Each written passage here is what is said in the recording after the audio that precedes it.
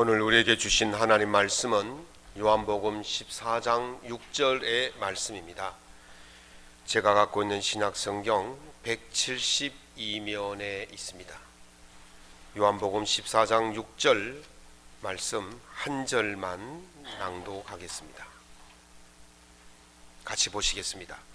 예수께서 이르시되 내가 곧 길이요 진리요 생명이니 나로 말미암지 않고는 아버지께로 올 자가 없느니라. 아멘. 오늘 본문 말씀을 가지고 그 길을 걷는 사람들 첫 번째 시간, 예수님의 길을 걷는 사람들이라는 제목으로 하나님 은혜의 말씀을 함께 나누고자 합니다. 매일 아침 5km씩 달리기를 하면 한 1년 뒤에는 어떻게 될까요? 어떻게 될까요? 집에서 엄청 멀어진답니다. 이해가십니까? 매일 아침 5km씩 달리기 하면 집에서 엄청 멀어진다고 그래요. 아무리 잠자리가 편한 호텔과 맛있는 음식과 볼거리가 풍부한 곳을 다닌다고 할지라도 집만큼 푸근한 곳은 없을 것입니다. 먼 길을 갔다가도 집이 있는 경계선에 가까워오면 마음이 그렇게 편할 수가 없습니다. 그래서 이런 노래를 부르죠. 19세기 미국의 가곡인 홈 스위트 홈이라는 노래가 있어요. 우리나라 말로 하면 즐거운 우리 집 이렇게 번역할 수가 있는데요. 즐거운 곳에서는 날로라 하여도 내 쉴 곳은 집 작은 내 집뿐이니. 야, 이게 헷갈리네, 그죠? 아무리 즐거운 곳에서 오라고 해도 내 쉴 곳은 집 작은 내 집뿐이다. 이건요, 집을 떠나서 고생해봤던 사람만이 알 수 있는 그런 감정이다, 그렇게 볼 수가 있습니다. 그런데 바울은 이런 집을 두고 먼 길을 다녔습니다. 사도 바울은 3차례 전도 여행을 했는데요, 그 걸어간 거리가 17,000km에서 20,000km라고 그래요. 지구의 둘레가 얼마예요? 40,000km가 되는데 지구의 절반을 걸어서 다녔다고 했죠. 그런데 그 길이 그리 쉬운 길이 아니었어요. 만만한 길이 아니었어요. 죽을 고생을 다 하면서 다닌 길이었습니다. 고린도후서 11장 23절부터 보면 바울이 그 길을 갈 때 어떤 고생을 했는지를 알려주는 그런 내용이 쭉 나오는데, 서두에 이렇게 말합니다. 내가 수고를 넘치도록 하고 옥에 갇히기도 더 많이 하고 매도 수없이 맞고 여러 번 죽을 뻔하였노라. 그러면서 이제 쭉 그 뒤에 어떤 고통을 당했는지를 쭉 이야기해 줍니다. 죽을 고생을 하면서 길을 걸어갔다는 거죠. 바울은요, 보통 사람이 아니었습니다. 사도행전 2장 22절에 보면 가말리엘 문화에서 공부를 했대요. 요즘 말로 하면 우리나라의 최고의 대학, 세계 최고의 대학에서 공부를 한 사람이에요. 그리고 빌립보서 3장 5절 6절에 보면 나는 베냐민 지파요. 베냐민이라면 왕족이에요. 나는 왕족이다. 히브리인 중에 히브리인, 또 바리새인 중에 바리새인이다. 이 사람이 공의회라는 요즘 말로 하면 국회의원인 정도의 지위를 가진 사람이었어요. 그리고 자기는 로마 사람이고 어려서부터 로마 사람이었다. 이 말은 유대인이 로마 사람이 될 수 있는 방법은 여러 공을 세우거나 아니면 엄청난 돈을 주고 사는 거예요. 그러니까 어려서부터 이 사람이 로마 시민이었다면 아버지가 엄청난 돈을 주고 그 자격을 샀다는 거죠. 부자였다는 거예요. 그러니까 바울은 석학이요, 또 왕족이요, 부자요, 지위도 있고 가문도 괜찮고 다 괜찮은 사람인데 무엇 때문에 이 사람이 그 지구의 반바퀴나 되는 거리를 죽을 고생을 하면서 다녔냐 하는 것이죠. 도대체 그 이유가 무엇이겠습니까? 도정한 시인의 처음 가는 길이라는 시가 있는데요, 그 시 가운데 이런 구절이 있습니다. 죽음에 이르는 길조차도 자기 전 생애를 끌고 넘는 자들이 있다 그랬어요. 죽음의 길인지 알면서도 전 생애를 그 길을 따라가는 사람들이 있다는 것이죠.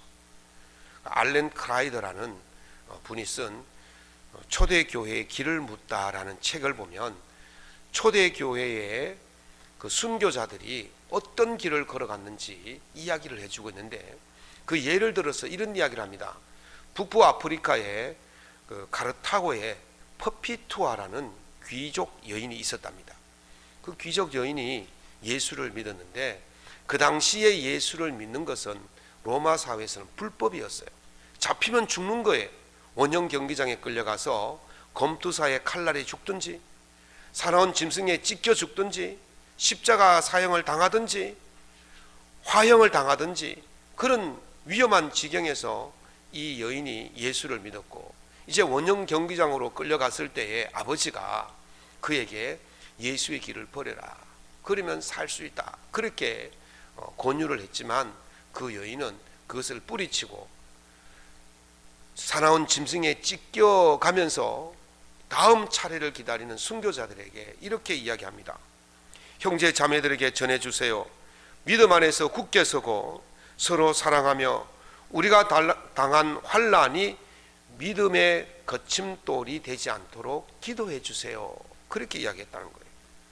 도대체 죽음의 길인지 알면서도 그 길을 걷는 사람들의 그 길은 어떤 길일까요? 지금 우리가 걷는 그 길은 어떤 길일까요? 알렌 크라이더는 초대교회의 시기를 세 시기로 나누었어요. 첫 번째 시기는 AD 313년에 로마 콘스탄틴 황제가 기독교를 정식 종교로 공인하기 이전의 시대를 말하는데, 이 시기는 박해의 시기예요. 이 시기는 예수 믿어봐야 죽음을 당하거나 재산을 몰수당하거나 감옥에 가거나 자기에게 하나도 유익이 없는 그런 시대가 바로 콘스탄틴 황제가 기독교를 공인하기 이전의 시대였어요. 그 당시에는 예수를 믿는 것은 불법이었습니다. 그래서 모든 사람들이 예수 믿는 것을 꺼려하던 그런 시대였어요. 사회적으로 유익이 없는 시대입니다. 사회적으로 사람들에게 조롱당하고 핍박받는 그런 시기였어요. 그런 시대에 기독교인들이 어떻게 살았는지 알려주는 몇 가지 문헌들이 있는데, 그 중에서 디오네투스에게 보내는 편지라는 문헌이 있어요. 그 보면 이런 글이 있습니다. 그리스도인들은 국가나 언어 또는 문화로 다른 사람들과 구별되지 않는다. 삶의 방식도 특별한 것이 없다. 그러나 동시에 그들은 아주 두드러지고 독특한 자신들만의 살아가는 방법이 있다. 그들은 자신들의 국가에서 살지만 거주민이나 나그네의 정체성을 가지고 살아간다. 모든 사람을 사랑하지만 모든 사람에게 박해를 받는다. 그들은 가난하지만 많은 사람을 부유하게 한다. 그렇게 기록하고 있어요. 저와 여러분은 어디에 국적이 있습니까? 대한민국에 시민권이 있고 대한민국의 국민입니다. 그래서 대한민국에 살고 있기 때문에 대한민국의 문화나 풍습이나 언어나 다른 사람과 다를 바 없이 그렇게 살아가요. 이 사람들도 로마에 살든지 이스라엘에 살든지 뭐 어디에 살든지 간에 그 나라의 풍습과 문화를, 언어를 가지고 그냥 살아가는데 다를 바 없다는 거죠. 그러나 그들만의 독특한 방식이 있었는데, 그것이 뭐냐면 자기의 정체성을 어디에 두느냐는 거죠. 내가 이 땅에 대한민국에 살지만, 대한민국의 국민이지만 대한민국의 국민으로 끝나는 것이 아니라 이들은 하늘나라의 백성으로의 정체성을 가지고 살아갔다는 거죠. 그러니까 대한민국의 사람들이 나를 어떻게 생각하겠습니까? 조롱하고 핍박하는 거예요. 그렇지만 그들은 핍박을 받지만, 박해를 받지만 모든 사람들을 사랑하고, 자기들은 모든 것을 다 빼앗겨서 가난하지만은 오히려 다른 사람들을 부유하게 해주는 그런 삶을 살았다. 그렇게 기록하고 있는 것입니다. 또 초대교부인 터툴리아는 이런 글을 썼습니다. 천상의 미덕을 실천하는 아내를 둔 비그리스도인 남편의 마음속에는 아내의 신앙에 대한 비판이 줄어들고 협박과 의심도 줄어들고 아내가 좋은 사람으로 변하는 것을 보면서 경외심을 가지고 그 자신도 하나님을 찾는 자가 되었다 그랬어요. 예수를 믿는 그 아내가 예수를 믿지 않는 남편과 같이 살 때에 예수 믿지 않는 남편이 예수 믿는 아내를 얼마나 핍박했겠습니까? 그런데 그 아내의 삶이 변하는 모습, 어떻게 변하는 모습? 천상의 미덕을 가진 사람으로 변하는 모습을 보고 남편이 박해를 줄이고 오히려 남편이 예수를 믿게 되는 놀라운 일이 벌어졌다는 거예요. 변증가인 마르쿠스 미누시우스 문헌에 보면 우리가 숫자가 날마다 증가하는 것은 실수가 아니라 좋은 증거이다. 삶의 아름다움이 교인들을 인내하게 하고 낯선 이들을 참여하게 한다. 우리는 위대한 것을 설교하는 것이 아니라 위대한 삶을 산다 그랬어요. 여러분, 설교도 중요하지만 그 삶이 더 중요한 거예요. 목사가 여기서 아무리 멋들어진 그런 설교를 한다 할지라도 목사의 삶이 안 따라주면 그 설교는 아무짝 쓸모없는 설교인 거예요. 그래서 여러분들이 아무리 복음을 외치고 아무리 전도를 한다 할지라도 여러분의 삶이 따라주지 않는다면 그건 아무 쓸모없는 복음이고 전도 행위라는 거예요. 그래서 이 초기 기독교인들은 언어로 말하는 것이 아니라 말로 하는 것이 아니라 삶으로 그들의 모습을 보여줬다. 그래서 그들의 삶이 위대한 삶이었다. 그렇게 말하는 것입니다. 자기 나라에서 이방인처럼 산다는 것 쉬운 일이 아닙니다. 자기 남편에게, 안 믿는 남편에게 천상의 미덕을 보여주는 것 쉬운 일이 아니에요. 믿는 남편에게도 못하는데 안 믿는 남편에게 어떻게 그렇게 하겠습니까? 또 내 삶으로 위대한 모습을 보여주는 것 그건 결코 쉬운 일이 아닐 것입니다. 오히려 그렇게 하려면 자기가 손해를 봐야 하는 그런 삶입니다. 유익이 전혀 없는 삶입니다. 오히려 고난받고 핍박받고 박해받고 순교할 수밖에 없는 그런 삶이었다는 것이죠. 그러나 그럼에도 불구하고 많은 사람들이 그들에게 찾아오는 것은 그들의 삶이 이상하고 이상한 그런 모습이었지만 그들의 삶의 모습을 통해서 흥미로움을 느꼈다는 거예요. 도대체 무엇이 저들을 저렇게 살게 하는가? 그래서 사람들이 찾아왔다는 것입니다. 두 번째 시기는 AD 313년에 콘스탄틴 황제가 로마를 기독교로 공인한 다음 그 시기를 말하는데요. 이 시기에는 기독교인이 된다는 것은 굉장한 유익이 있던 시기였습니다.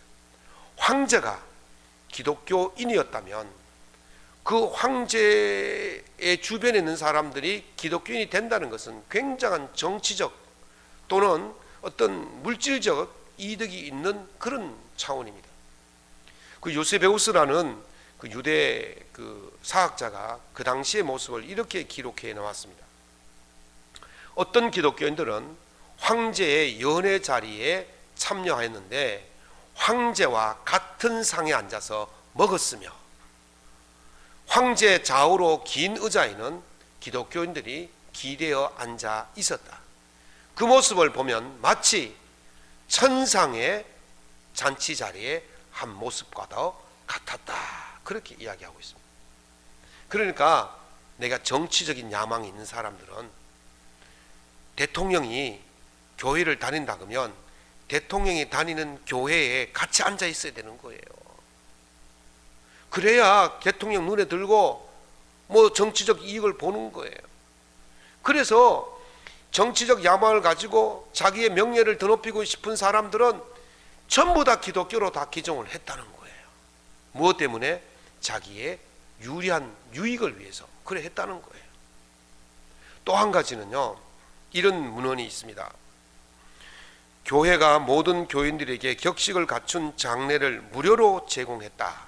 특별히 가난한 자들이 죽어서 매장지가 없는 것을 염려하여 가난한 자들에게 교회 묘지를 무료로 제공했다. 그렇게 했어요. 이런 이야기가 있어요. 어떤 교회에 6명밖에 없는 교회에 목사님이 부임을 했대요. 그래서 목사님이 열심히 전도하고 복음 전하고 그렇게 했는데 교인들은 냉랭하더래요. 심지어는 새로 목사님이 전도해서 데려온 그 사람을 압력을 넣어서 내쫓기까지 한다는 거예요. 그래서 목사님이 하도 답답하고 이상해서 왜 그러냐 그렇게 물었더니 이 교인들이 하는 말이 교회 묘지에 자리가 6개밖에 안 남아서 그런다는 거예요. 자기의 무덤에, 자기 교회에 자기가 묻힐 교회 무덤의 자리가 6개밖에 안 남았으니까 6명 이상이 되면 안 된다는 거죠. 어쨌든 자기의 유익을 위해서 이렇게 초대교회 중에서 콘스탄틴 황제의 기독교 공인 이후에 사람들이 그렇게 개종을 많이 했다는 거예요.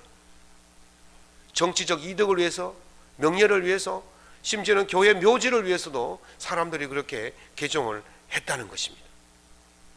세 번째 시기는 AD 380년에 데오도시우스 1세가 기독교를 콘스탄틴 황제는 공인을 해줬어요. 이제 종교다라고 인정을 해준 거고, 이 데오도시우스 황제는 기독교를 로마의 국교로 정했어요.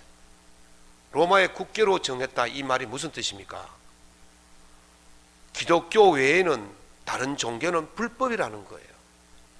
콘스탄틴 황제가 313년에 기독교를 공인하기 이전에는 기독교만 불법이었는데 이제는 기독교만 정식 종교고 나머지 모든 종교는 불법이었다는 거예요.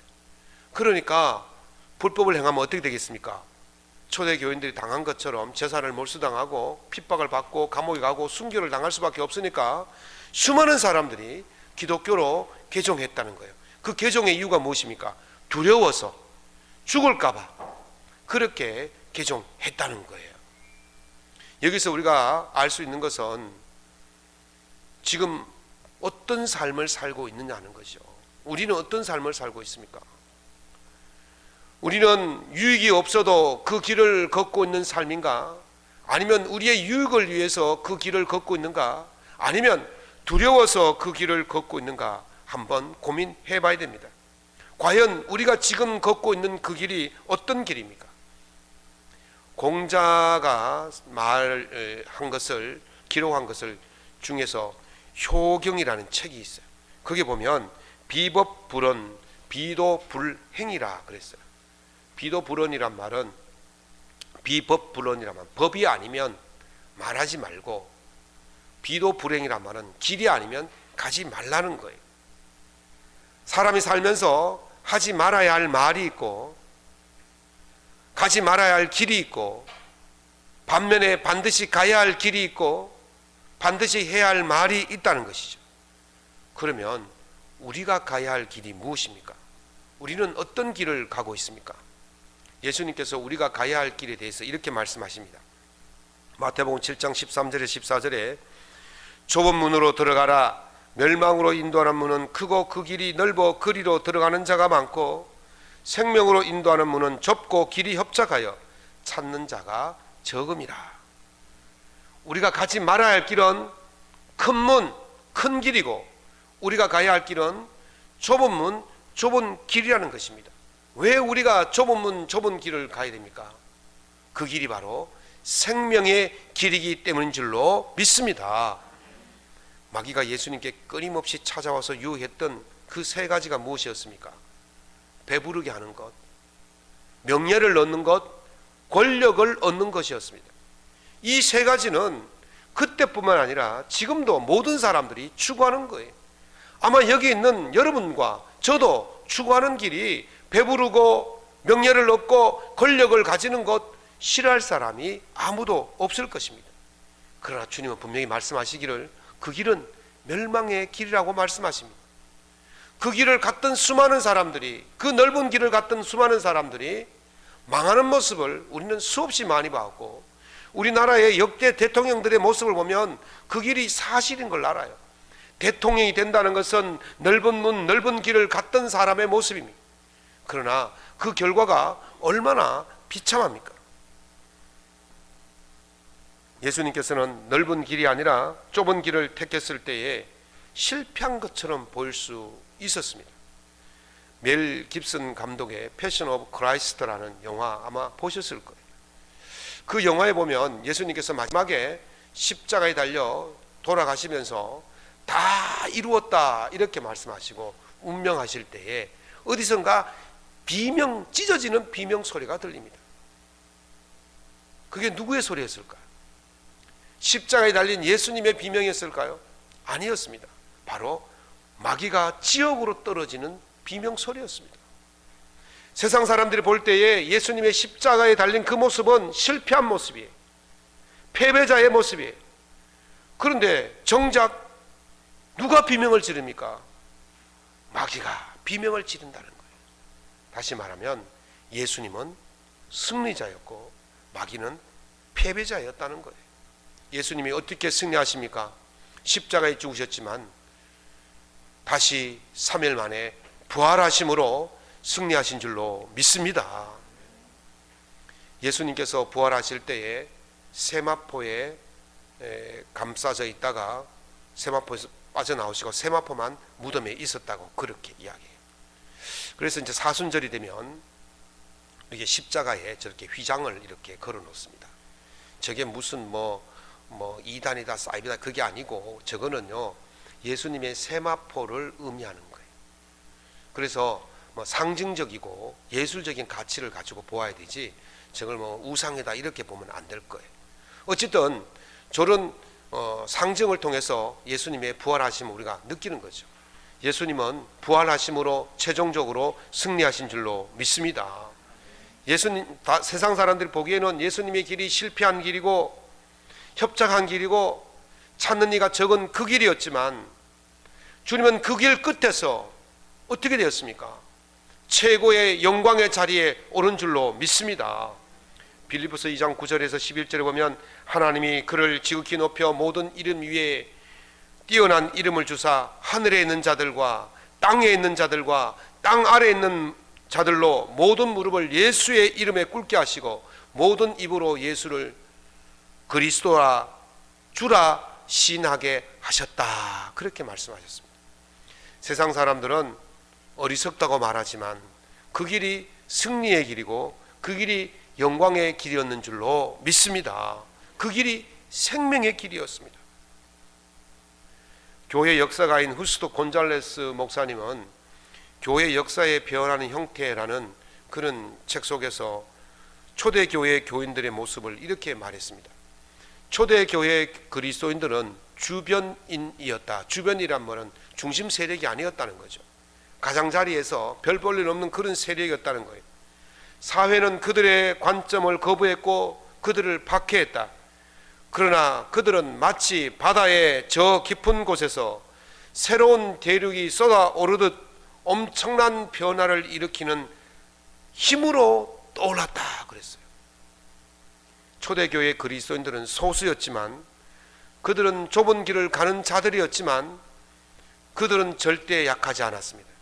그들은 세상을 바꾸어 놓는, 세상을 변혁시키는 거대한 힘으로 떠올랐다는 것입니다. 우리가 가야 할 길이 바로 그 좁은 길 예수님의 길인 줄로 믿습니다. 예수님은요 자신을 길이라고 하셨습니다. 길을 만드는 자가 아니라 길 자체라고 말씀하셨습니다. 오늘 본문에 뭐라고 말씀하십니까? 나는 길이요. 예수님이 길이라는 거예요. 예수님은 진리라고 말씀하십니다. 예수님은 길과 진리, 생명 그 자체이기 때문에 오늘 우리가 가야 할 길은 바로 그 예수님의 길을 따라가야 하는 것입니다. 그 길을 가야 하는 겁니다. 초대교회는 예수님을 길을 걸음으로 교회 세상을 로마를 예수님의 영향력 아래에 있는 세계로 만들었어요. 기독교의 영향력이 미치는 세계를 크리스텐덤이라고 그렇게 말하는데 이 로마가 순식간에 그리스도 영향력 아래에 있는 세상으로 바뀌어졌다는 것입니다. 그것이 누가 했습니까? 그것이 바로 초대 교인들이 그렇게 했다는 거예요. 주변인이었고 별 볼 일 없는 사람들이었는데 그 사람들이 예수의 길을 걸어갔더니 그 로마를, 세계를 지배하고 있는 로마를 그리스도 영향력 아래에 있는 로마로 바꿀 수가 있었다는 것입니다. 우리 한국 교회의 초기 교회의 모습도 이와 다르지 않습니다. 한국 교회 초대 교회의 모습은 그 교인들이 숫자가 참 미미했어요. 그런데요, 그 미미한 사람들이 어떤 일을 했습니까? 민족을 이끌어가는 지도자들이 다 교회에서 나왔어요. 독립운동을 하는 지도자들이 다 교회에서 나왔어요. 비록 미미한 세력이었지만 그 일제강점기에서 그 나라를 다시 일으켜 세울 수 있는 원동력이 어디서 나왔냐면 바로 교회 사람들로 통해서, 기독교인들 통해서 나왔다는 거예요.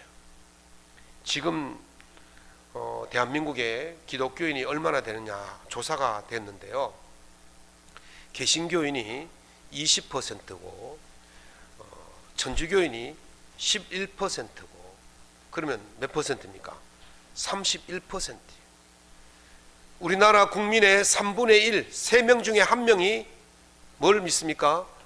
기독교인이라는 거예요. 불교는요 17%라고 그래요. 그러니까 불교의 배가 되는 것이 기독교인이에요. 3명 중에 1명이 기독교인이라면 그 영향력은요 어떻겠습니까? 벌써 대한민국이 기독교 영향 아래 있어야 된다는 거예요. 그런데 지금 어떻습니까? 그런 느낌을 받습니까? 백석대학교의 장동민 교수가요, 대한민국 이 현상을, 기독교 현상을 유사 크리스텐덤이라고 그랬어요. 크리스텐덤이란 말, 아까 제가 말씀을 드렸죠. 기독교의 영향력 아래에 있는 것을 크리스텐덤이라고 그러는데 유사 크리스텐덤이라고 그래요. 비슷한데 아니라는 거죠. 그 길을 가고 있는 것 같은데 아니라는 거예요. 껍데기만이라는 거죠. 초대교회에 영향력을 미쳤던 그런 영향력이 지금은 없다는 거예요. 다시 말하면 예수의 길을 걷고 있는데 예수의 길이 아니었다는 것입니다. 이것이 오늘 우리가 예수의 길을 걷고 있다고 말하는 우리가 고민해야 될 시점인 것입니다. 그러므로 우리가 예수의 길이 무엇인지 다시 물어보고 그 길을 바르게 정립해서 그 길을 따라가야 할 시점에 우리가 와 있다는 것입니다. 예수의 길을 바르게 가려면 어떻게 됩니까? 예수님께 물어보고 그 길을 가야 하는 것입니다. 한번 들어가면 쉽게 빠져나올 수 없는 곳을 미로다, 미궁이다 그렇게 말하죠. 제가 이제 미로란 말이 어디서부터 처음 시작되었는지 서적을 찾아보았더니만 그리스 신화에 이 미로란 말이 처음 나와요. 그리스 신화에 보면 크레테 섬이라는 곳이 있습니다. 그리스 남쪽 섬의 이름이 크레테인데 디도서에 보면 그레데라고 합니다. 그레데 사람, 이런 그 그레데가 크레테인데요, 거기에 미노스라는 왕이 있었습니다. 근데 미노스 왕의 아들이 그 괴물이에요. 사람을 잡아먹는 괴물이에요. 미노타우로스라 그래서 이걸 어떻게 둘 수가 없어서 그 다이달로스라는 세계적인 건축가에게 미로를 만들게 합니다. 미궁을 만들어 놓고 이 그 미노타우로스를 그 안에 가둬 놓습니다. 그리고 나서는 1년에 한 차례씩 곡물을 갖다 여쭈죠. 식량을 갖다 여주는데 이 미노스 왕이 그 옆에 있는 아테네를 침공해서 점령을 합니다. 그리고 나서 아테네에게 말하기를 1년에 7명의 7쌍의 남녀를 이제 이 미궁에다가 갖다 바쳐라, 미노타우로스에게. 그랬더니 세 번째 곡물을 바칠 때에 테세스라는 그 훗날의 아테네의 전설적인 왕이 되는 테세스가 자원해서 거기에 곡물 속에 끼어 들어갑니다. 그리고 그 크레테 섬에 도착했을 때에 그 미노스의 딸인 공주 아리네가 그만 테세우스에게 첫눈에 반해버린 거예요. 나와 결혼하자 막 저러니까 내가 저 미로에 들어가서 미노타우로스를 없애고 미로를 빠져나오면 너와 결혼해 주겠다. 그러니 저 미로를 빠져나올 수 있는 방법을 다이달로스에 가서 알아와라. 그래서 이 아들 아린의 공주가 다이달로스에 가서 미로 빠져나오는 방법을 가르쳐 달라고 그러죠. 그런데 이거 절대로 가르칠 수 없는 비법인데 공주가 가르쳐 달라니까 가르쳐 줍니다. 그래가지고 그걸 배워가지고 이제 테세우스에게 이제 갖다 가르쳐 주죠. 그랬더니 들어가서 미노타우로스를 해치고 이제 그 가르쳐 준 방법대로 빠져나와서 공주하고 결혼했을까요? 경주하고 결혼하기 싫어서 도망가 버렸습니다. 예. 어쨌든 이 테세우스가 이 미로를 빠져나오려면 어떻게 됩니까? 미로를 만든 사람에게 물어봐야 되는 거예요. 미로를 잘 알고 있는 사람에게 물어봐야 되는 거예요. 우리가 예수의 길을 가려면 어떻게 됩니까? 예수님에게 물어봐야 될 줄로 믿습니다. 예수님이 길이시고 길 자체이시고 예수님이 길이시기 때문에 예수님에게 물어보는 것이 가장 정확한 방법이에요. 내비게이션이 처음에 나왔을 때에 사람들이 새 여자 말 잘 들으면 된다 그랬죠. 어릴 때는 누구 말? 엄마 말. 장가 가서는 누구 말? 아내의 말. 길 갈 때는 누구 말? 내비게이션에 안내하는 여자의 말 잘 들으면 된다 그래요. 그 길을 먼저 가본 사람, 그 길을 만든 사람, 그 길을 아는 사람에게 물어보는 것이 가장 정확한 거예요. 우리가 우리 인생의 길을 잘 가려면, 생명의 길을 가려면, 은혜의 길을 가려면 누구에게 물어봐야 되겠습니까? 예수님에게 물어봐야 될 줄로 믿습니다.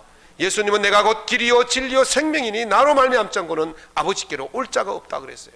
하나님께로 갈 수 있는 길은 예수님께 물어보는 길이에요. 코로나 팬데믹으로 많이 어렵습니다. 지진으로 많이 어렵습니다. 전쟁으로 많이 어렵습니다. 경제 사정으로 많이 어렵습니다. 육신의 병듦으로 인해서 많이 어렵습니다. 그러나 그 길을 갈 수 있는, 그 안전하게 갈 수 있는 길은 누구에게 물어봐야 됩니까? 예수님에게 물어봐야 될 줄로 믿습니다.